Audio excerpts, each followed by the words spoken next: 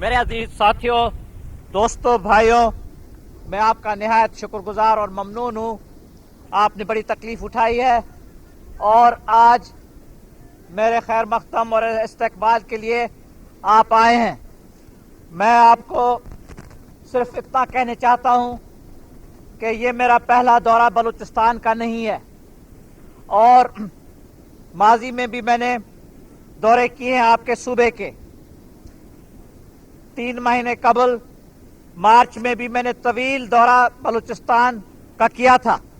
अब फिर मैं आया हूं और इस वक्त भी मेरा इरादा है कि मैं जहां तक हर जिले में तो नहीं जा सकूंगा, लेकिन जहां तक मैं आपसे मुलाकात करने के लिए, मिलने के लिए, आपसे राब्ता कायम करने के लिए और जिनके साथ रिश्ता और राब्ता है उनके साथ उस रिश्ते और रास्ते को और मजबूत करने के लिए मैं ये मौजूदा दौरा कर रहा हूं।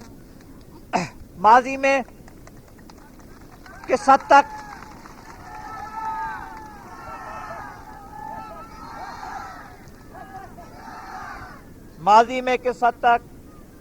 आप ये कह सकते हैं और मैं भी यही कहूंगा कि मेरे दौरे सियासी नुक्ता निगाह से किए जाते थे। ये मेरा मौजूदा दौरा जो है वो सियासी ख्याल और नुक्ता निगाह से मैं नहीं कर रहा हूं। ये मेरा दौरा जो मौजूदा है वो मैं इंतजामियत के काम को देखने आया हूं।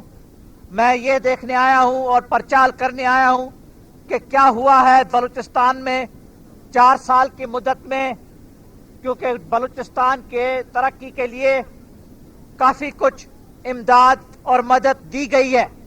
मैं अपनी आंखों से इस पर निगरानी करने चाहता हूं। मैं देखने चाहता हूं कि किस किस्म की डेवलपमेंट हुई है, आपकी किस हद तक तरक्की हुई है, क्या इंतजामियत से हुआ है और क्या नहीं हुआ है। तो आप समझ सकते हैं कि ये एक किस्म का मैं इंस्पेक्शन कर रहा हूं, मैं देख रहा हूं, चौकसी कर रहा हूं और मैं नतीजे देखने मैं आया हूं, क्योंकि मैं नतीजों का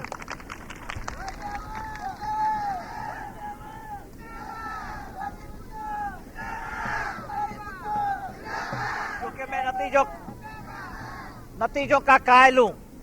मैं बातों की भी जरूरत है, बातों की जरूरत होती है, क्यों नहीं।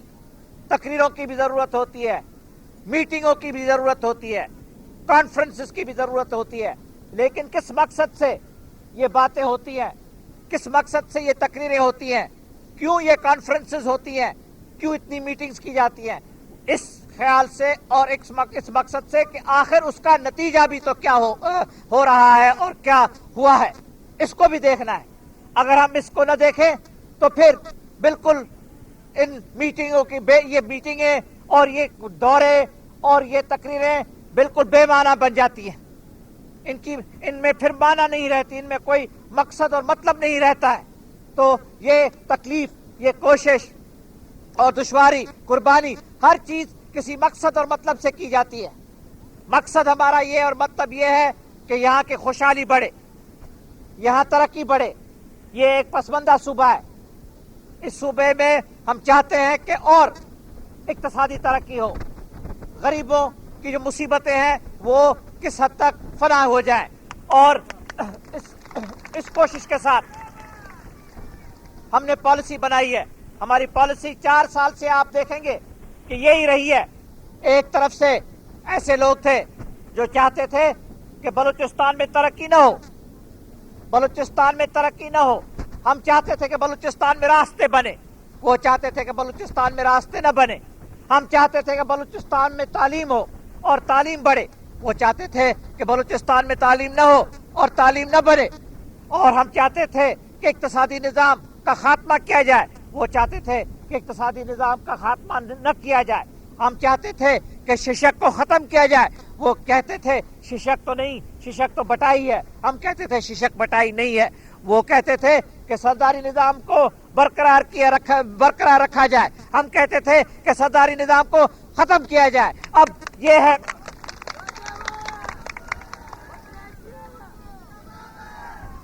जनाब एक तरफ की सियासत और वो जो दूसरे तरफ की सियासत ہے اس کا ذکر میں نے کیا ہے. وہ ہے سیاست امیروں کی اور چند لوگوں کی, یہ ہے سیاست غریبوں کی اور محنت کشوں کی. ہم نے یہ کب سے فیصلہ کیا تھا کہ ہماری سیاست جو رہے گی وہ محنت کشوں کی اور غریبوں کی رہے گی, اور نہ صرف باتوں کے ساتھ لیکن عمل کے ساتھ اور کام کے ساتھ ہم اس کا نتیجہ بتائیں گے. اب 4 سال پورے ہو رہے ہیں, 4 سال میں کافی کچھ نتیجہ سارے ملک میں نظر آ رہا ہے, اور اس لیے اسی نتیجے کو میں بلوچستان میں بھی دیکھنے کے لیے آیا ہوں. میں آخر میں آپ کا نہایت شکر گزار اور ممنون ہوں, آپ نے بڑی تکلیف اٹھائی ہے.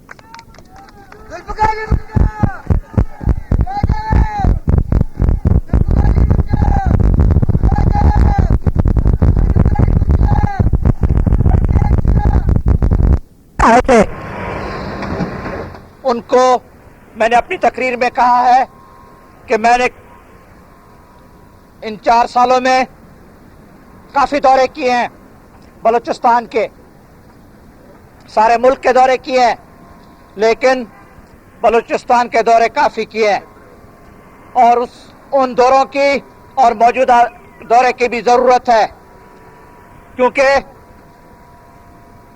یہ دورے جو ہیں یہ اور میرے عوام کے ساتھ رابطے کو بڑھانے کی کوشش ہوتی ہے, اور اسی خیال سے میں یہ آج کچہری بھی آپ کے ساتھ کر رہا ہوں. نہ صرف رابطے کا سوال ہے لیکن اس میں حکومت کی پالیسی بھی آتی ہے, اس پر بھی آپ اپنے خیالات کا اظہار کر سکتے ہیں, کیونکہ پالیسی کے بغیر صحیح پالیسی اگر رہی تو اس کے نتیجے نظر آتے ہیں, اچھے نتیجے نظر آتے ہیں. پالیسی اگر صحیح نہ رہی تو اس کے نتیجے نقصان کار ہوتے ہیں. لیکن ایک اور بات بھی ہے, وہ یہ ہے کہ کبھی حالات ایسے ہوتے ہیں کہ درست پالیسی کے پھل دیکھنے کے لیے بھی وقت کی ضرورت ہوتی ہے, کیونکہ سیاسی دور اور سیاسی وہاں کے حالات ایسے پس منظر ہوتے ہیں, تو وہاں وقت لگتا ہے کہ اگر کوئی پالیسی اس قوم اور اس صوبے اس لوگوں کے حق میں ہے تو اس کے نتائج فوراً نظر نہیں آتے ہیں, اس کو کافی وقت لگتا ہے کہ آپ ان کے اچھے نتائج دیکھیں اور ان کے پھل دیکھیں, کیونکہ یہ کشمکش ہے, یہ ماضی اور حال کے ساتھ کشمکش ہے, اور اس کی نگرانی مستقبل بھی دیکھ رہی ہے. تو اس میں بلوچستان کی جو پالیسی ہے آپ نے اب دیکھ لیا ہے کہ 4 سال میں جو پالیسی رہی ہے وہ پالیسی آپ کے عوام کے بہبودی اور بھلا کے لیے اور آپ کے بقا کے لیے ہے.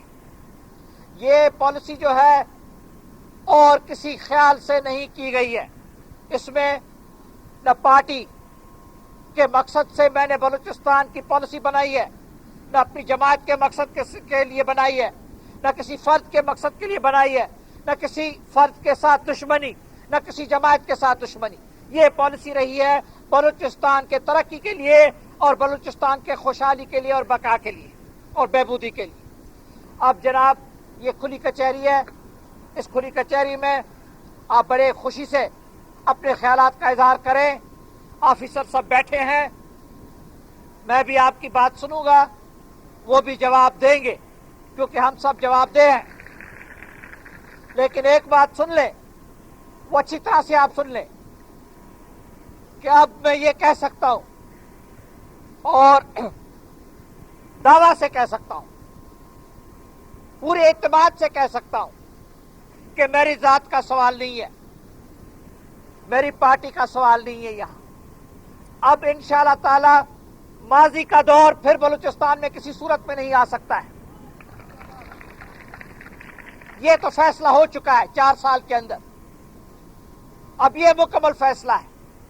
سیاست آپ کیسی بھی مستقبل میں چلائیں, کون بھی آئے, کس کی بھی حکومت آئے, इंतखाबात में कौन से भी फैसले हैं, लेकिन माजी की पॉलिसी जो माजी हजारों सालों से, नहीं तो 100 सालों से, नहीं तो सदियों से चल रही थी, यानी वो निजाम, वो तरीका, वो खत्म हो चुका है। अब उसको कोई शख्स, कोई हुकूमत मुत्तहदा होकर भी अपनी पूरी ताकत लगाए, उसको फिर जिंदा नहीं कर सकते हैं। वो सिस्टम अब निजाम जिंदा नहीं हो सकता है। वो निजाम अब खत्म हो चुका है। वो निजाम किसी सूरत में फिर जिंदा नहीं हो सकता है, कितनी भी उसकी कोशिश की जाए, कितने भी साहब आपस में मिलकर रात को छुपी हुई मीटिंग करें, कहां भी मिले, वो जनाब जो है वो वक्त का तकाजा है। हमने वक्त के तकाजे के मुताबिक पॉलिसी बनाई है बलूचिस्तान की। जैसे आप घड़ी को पीछे नहीं कर सकते, घड़ी को कोई पीछे नहीं कर सकता है। ये गलत फहमी है कि जी हम तो घड़ी को पीछे कर सकते हैं, कैसे पीछे के वॉच को हम पीछे कर दिया, लेकिन वो सूरज जो है अपने वक्त के साथ चलता है और वॉच का कोई फर्क नहीं पड़ता है। तो घड़ी को पीछे कोई नहीं कर सकता है, क्योंकि जिस राह में सूरज जा रहा है वो अपनी राह पर चलेगा। तो वो पॉलिसी तो अब मुकम्मल हो चुकी है। अब मेरी जात का सवाल नहीं है, मैं कह सकता हूं कि ये आपके लिए की गई है पॉलिसी, ये तब्दीली आपके लिए लाई गई है, ये बलूचिस्तान के गरीब आवाम के लिए लाई गई है, इसमें कोई मकसद और नहीं था। तो जनाब अब खुली कचहरी शुरू हो रही है, आप बड़े खुशी से और आज़ादी से अपने ख्यालात का इज़हार करें।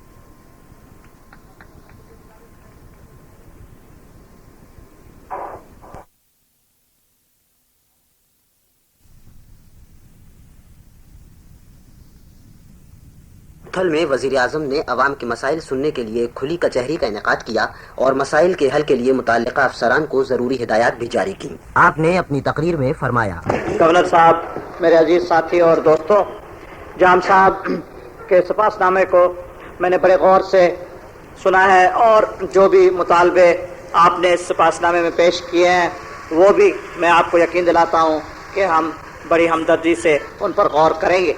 हर मुतालबे का जवाब इस वक्त मैं नहीं दे सकता हूँ और इसके अलावा मैं सिर्फ एक दो बातों की वजाहत करनी चाहता हूँ। ख़ास करके ये जो मैंने आज ऐलान किया है हवाई अड्डे पर जो मालकाना हकूक़ आपको मंजूर किए गए हैं, तो उनकी उस मालकाने हकूक़ के निस्बत में मैं ये कहना चाहता हूँ कि मालकाने हकूक़ लसबेला के लोगों के लिए मंजूर किए गए हैं, इसलिए क्योंकि न सिर्फ ये सरकारी ज़मीन है, लेकिन इस सरकारी ज़मीन पर आप सदियों से यहाँ काश्त कर रहे हैं और इसलिए क्योंकि सर्वे भी हो चुका है तो हमने ये मंजूरी दी है।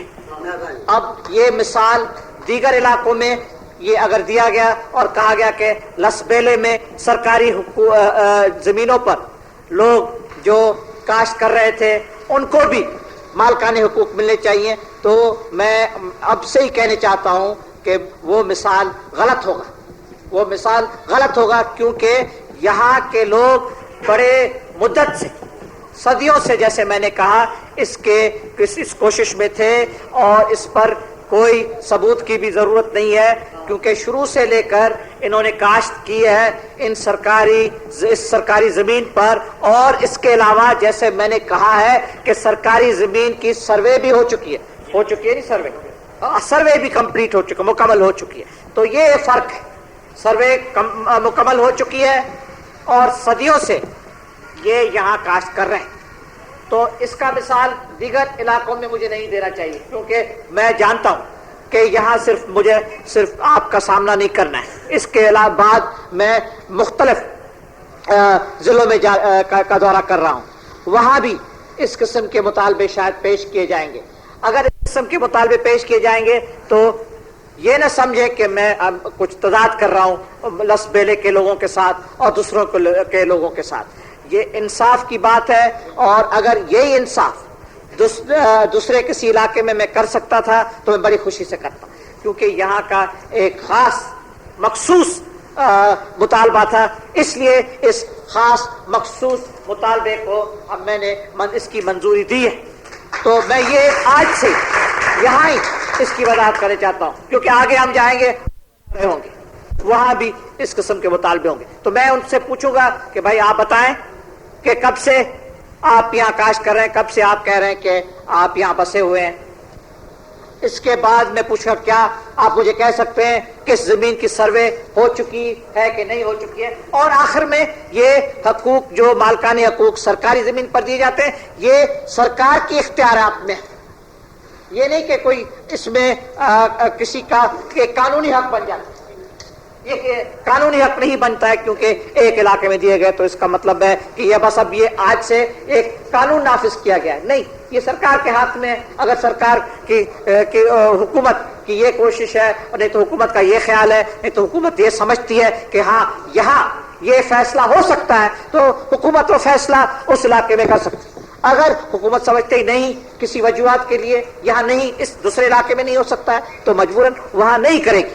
تو بات جناب اس مالکانہ حقوق پر صرف میں یہ کہنا چاہتا تھا. میں نے آپ کو آتے ہوئے یہی کہا کہ یہ جو میرا موجودہ دورہ ہے میں دیکھنے آیا ہوں اور میں سننے آیا ہوں، آپ کی باتیں سننے آیا ہوں، اور میں یہ دیکھنے آیا ہوں کہ کیا ہو رہا ہے ترقی میں اور اقتصادی تعمیری کام کس حد تک اب 4 سال کے دور میں پہنچ چکا ہے. یہاں اتل میں جو کارخانہ کپڑے کا کارخانہ بن رہا ہے، میں نے اس کا آج ہوائی جہاز سے ہیلی کاپٹر سے اس کا جائزہ لیا. کام بہت تھوڑا ہوا ہے.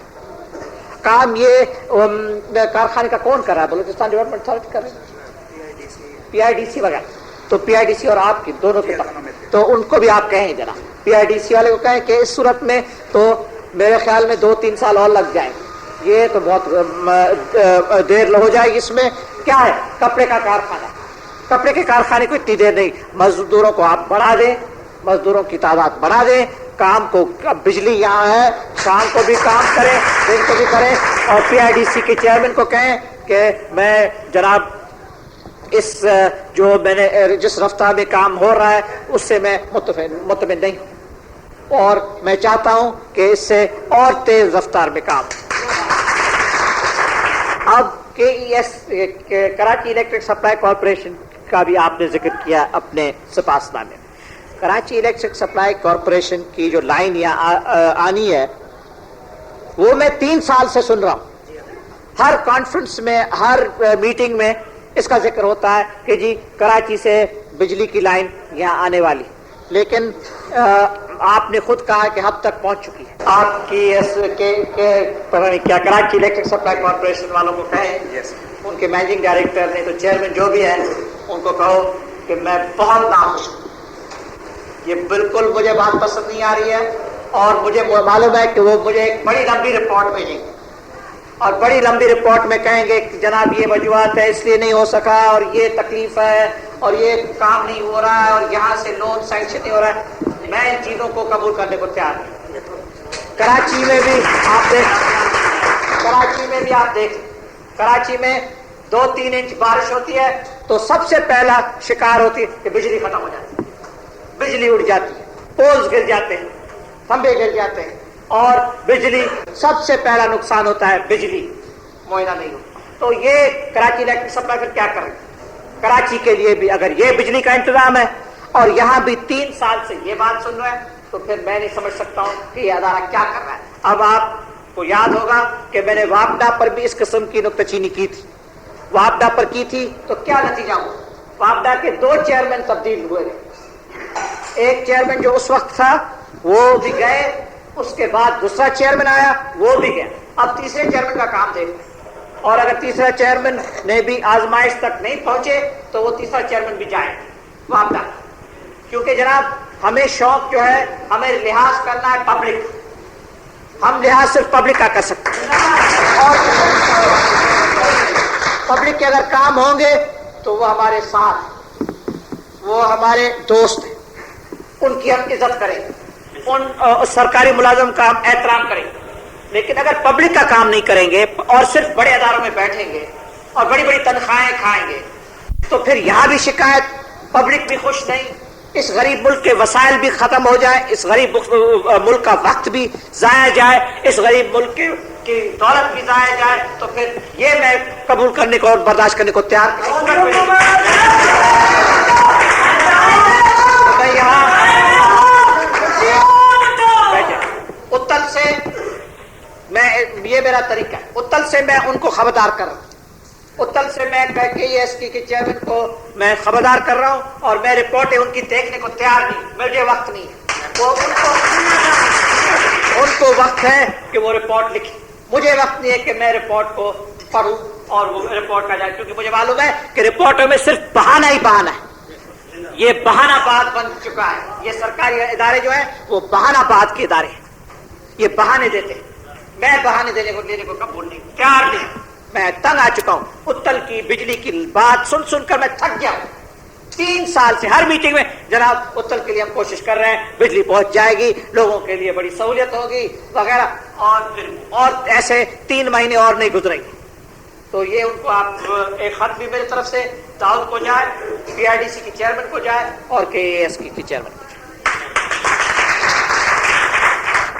ریڈیو پاکستان سے ابھی آپ وزیر اعظم جناب ذوالفقار علی بھٹو کے اتھل کے دورے کی خصوصی رپورٹ سن رہے تھے.